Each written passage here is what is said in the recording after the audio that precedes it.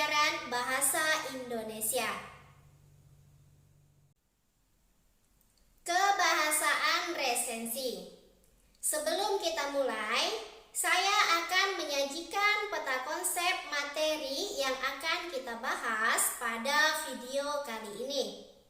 Terdapat 5 ciri kebahasaan pada resensi, yaitu konjungsi penerang, konjungsi temporal, konjungsi penyebaban, pernyataan saran atau rekomendasi, dan unsur serapan.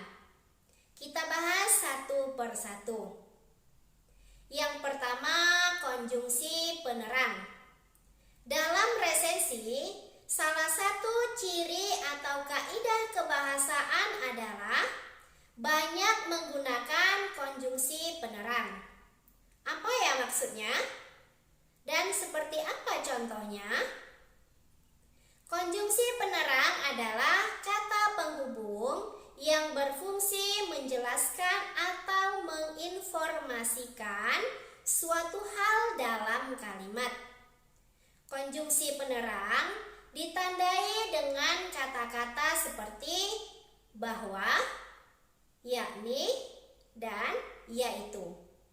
Coba perhatikan contoh berikut.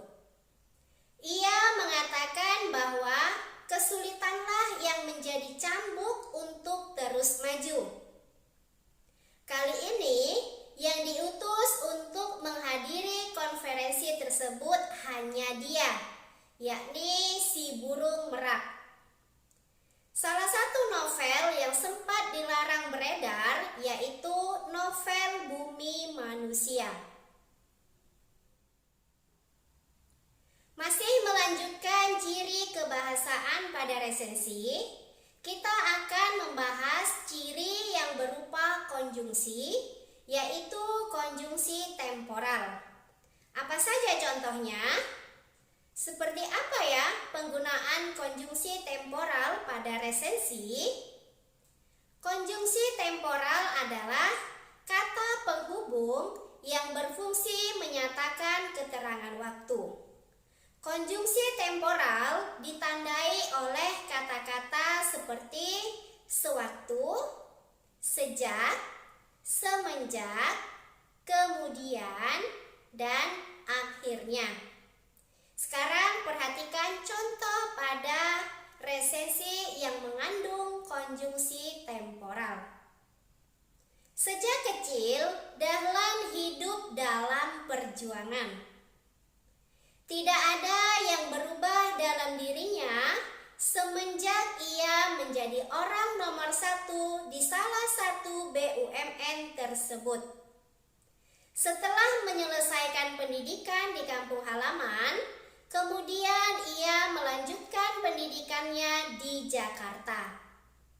Akhirnya, ia bisa meraih impiannya. Usaha memang tidak pernah mengkhianati hasil.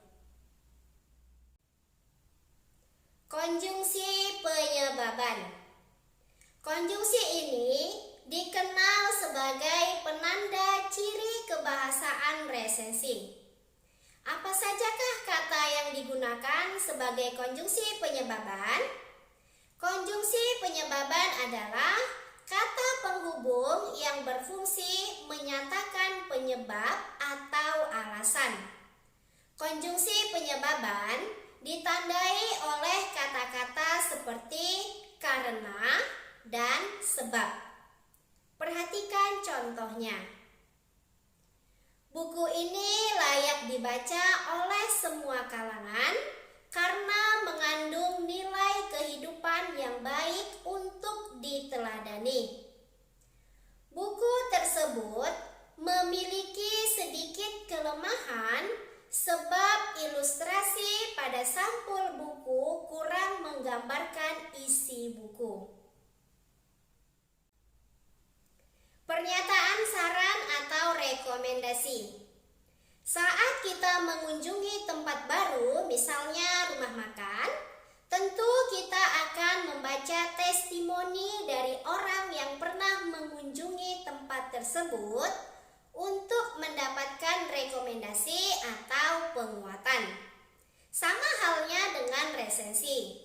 Peresensi yang telah membaca sebuah buku ibarat seseorang yang sedang memberikan testimoni. Seperti apakah rekomendasi atau pernyataan saran dari seorang peresensi? Secara pengertian, rekomendasi adalah saran yang bersifat menganjurkan, membenarkan, atau menguatkan mengenai sesuatu atau seseorang.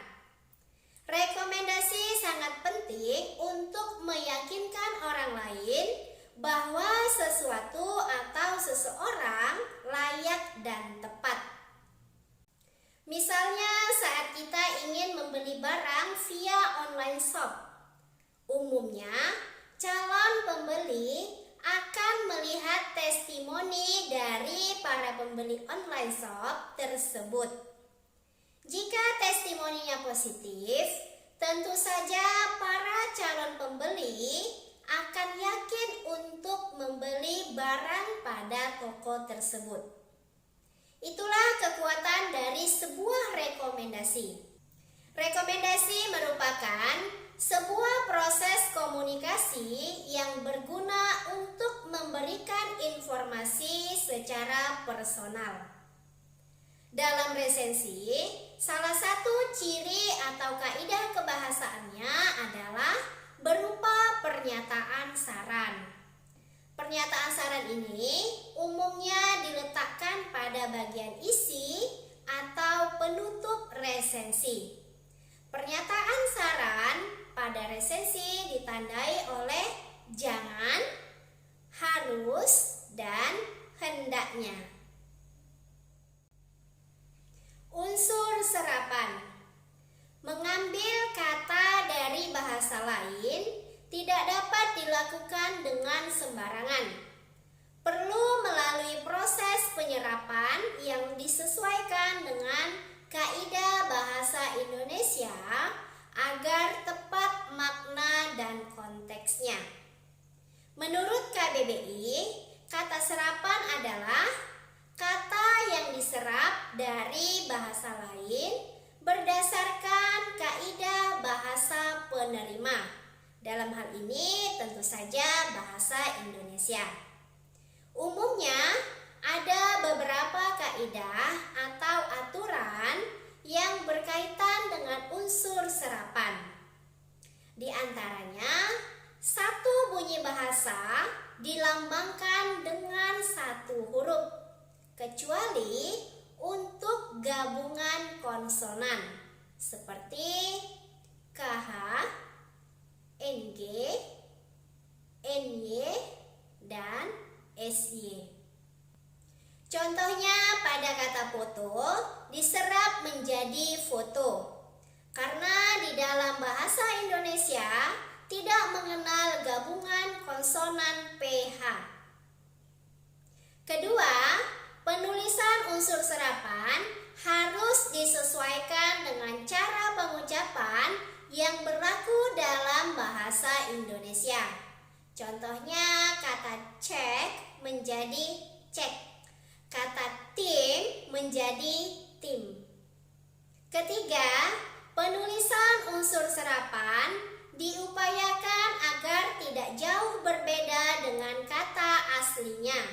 Contohnya kata frekuensi menjadi frekuensi. Demikian materi kita pada video kali ini. Sampai bertemu pada video selanjutnya. Wassalamualaikum warahmatullahi wabarakatuh.